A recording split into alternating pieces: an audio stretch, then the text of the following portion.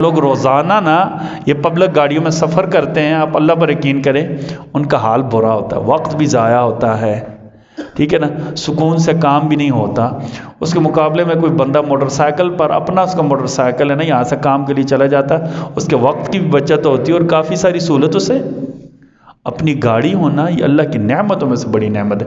پھر اللہ نے اگر آپ کو دیا ہوا ہے نا تو اچھی گاڑی لینا اپنے لیے، اچھی گاڑی اپنے لیے، لیکن قسطوں پر نہیں لینی، مہربانی کرنی۔ بینک کی قسطوں پر کوئی چیز، اللہ پر میں آپ کو کھول کر کے دے، بینک کی قسطوں پر کوئی چیز، کوئی کام بھی قسطوں پر، یہ قسطوں پر چیز لینا ایسا ہے جیسے بندہ قسطوں میں مر رہا ہو۔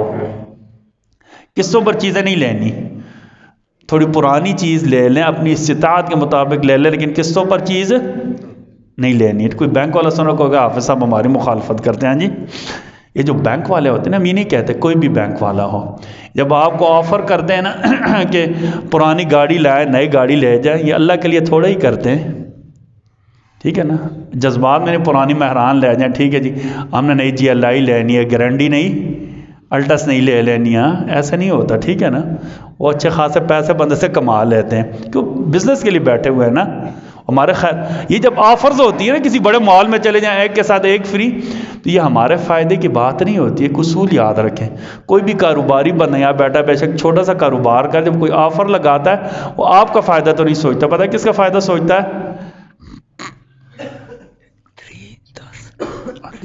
اچھا جزاک اللہ، مجھے لگتا ہے ملک سلطان محمود صاحب خوش ہو گئے، میں نے گاڑی کا کہا تھا، مجھے گاڑی کے ہی پیسے دینے لگے لگتے ہیں۔ اچھا ٹھیک ہے۔ اچھا پتہ ہے کیا، جب بھی کوئی کاروباری بندہ کوئی آفر لگاتا ہے نا، یہ اصول ہے، ٹھیک ہے نا، وہ کس کا فائدہ سوچے گا؟ بولے نا، اپنا فائدہ سوچے گا۔